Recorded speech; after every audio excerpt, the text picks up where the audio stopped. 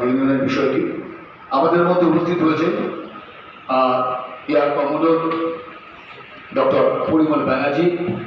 আমি তাকে মঞ্চে আসার জন্য অনুরোধ করছি।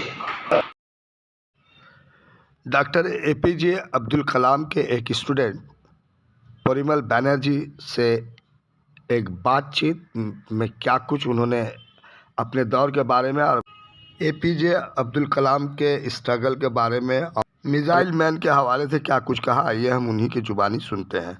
ये एक प्रेस कॉन्फ्रेंस था जिसमें डॉक्टर परिमल बैनर्जी ने अपने टीचर यानी कि एपीजे अब्दुल कलाम के हवाले से उनके मिसाइल मैन होने के बारे में क्या कुछ बताया, ये उन्हीं की ज़ुबानी सुनते हैं। আমাকে নিয়ে আসি আগে সিলেকশনের সময়, এটা বলি কারণ আমি জানি ডিফেন্সে যখন সিলেকশন হয় তখন ইন্ডিভিজুয়াল ইয়েতে সিলেকশন হয় না। এয়ারফোর্স, আর্মি, নেভি 3 থেকে 20 জন অফিসার পাঠানো হয়েছিল। It was in 1987 জানুয়ারি মাসে 87 বুঝতেই পারছেন দিল্লির ঠান্ডা, and I was not very much acquainted with the Delhi's, roads and other things. আর এর মধ্যে কী হয়েছে, যখন ডেকেছেন ওই 3টের সময়, আমি গিয়ে দেখে ওখানে আরও আমার 19 colleagues are there who are waiting for their turn for interview. তো আমার ছিল 7টার সময় ইন্টারভিউ, হতে হতে আমার নম্বর এলো 7টায়। ডেকে পাঠালেন, ভেতরে গেলাম। তো উনি প্রথম তো একটা ব্রাইট লাইট থেকে ভেতরে যাওয়ার সময় একটু অন্ধকার মতো দেখালেন, হয়তো বুঝতে পারিনি এগুলির ওপাশে কেনে বসে আছেন। But that was my first sight at him, and I've never heard of him also at that time. 1987 কথা বলছি। উনি তার আগেই অবশ্য তুম্বাতে ছিলেন। He was the project director of Thumba satellite launch ভেহিকেলে SLV-3 1980-তে লঞ্চ হয়েছিল আপনার রোহিণী স্যাটেলাইট নিয়ে। তারপরে ওনাকে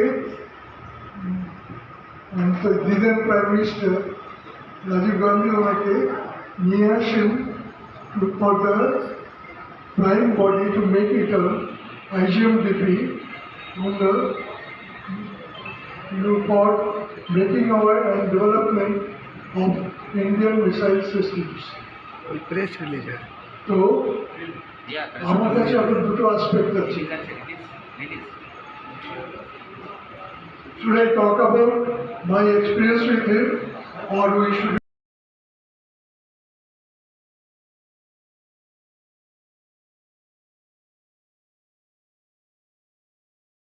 বছর ওনার সঙ্গে খুব ক্লোজলি কাজ করার সৌভাগ্য হয়েছে। রেঞ্জটাতে আপনারা জানেন ITR বা নাও ইন্টিগ্রেটেড টেস্ট রেঞ্জ, যেটা Chandipur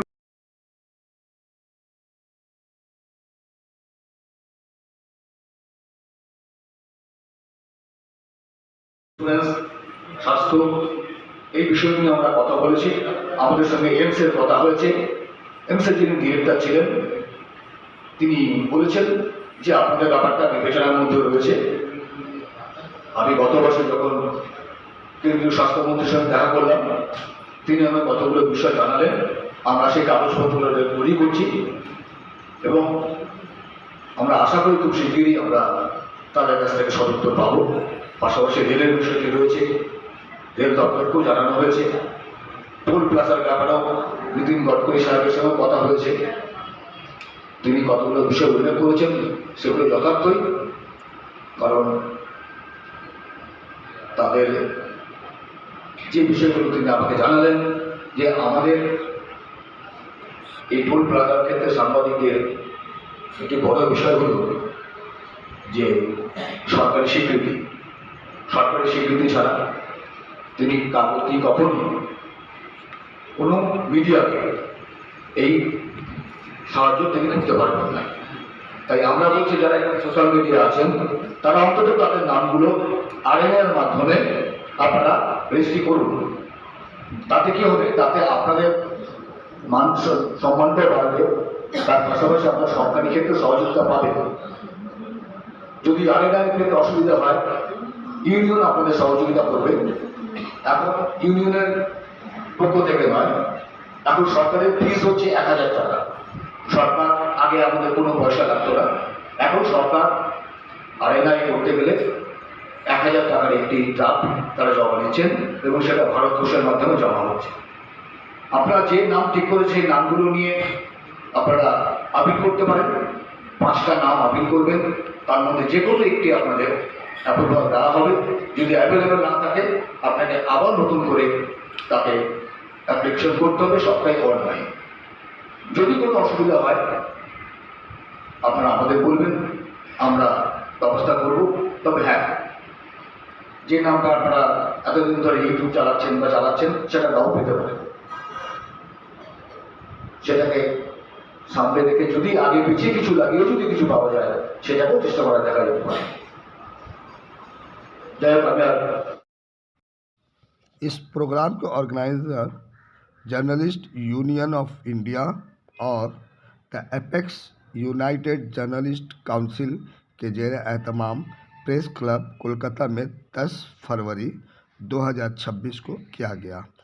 missile man APJ Abdul Kalam के हवाले से जो बातें की गई बेहद मालूमाती बातें थी, जो डॉक्टर परिमल बैनर्जी ने उनके हवाले से कही। और उन्होंने कहा कि वो किस तरह से मुशक्क़त और मेहनत करके हिंदुस्तान को उन्होंने मिसाइल देकर एक ताकत बख्शी। आज डिफेंस में जो मुकाम हम लोगों का है उसके लिए हम APJ अब्दुल कलाम का शुक्रगुजार।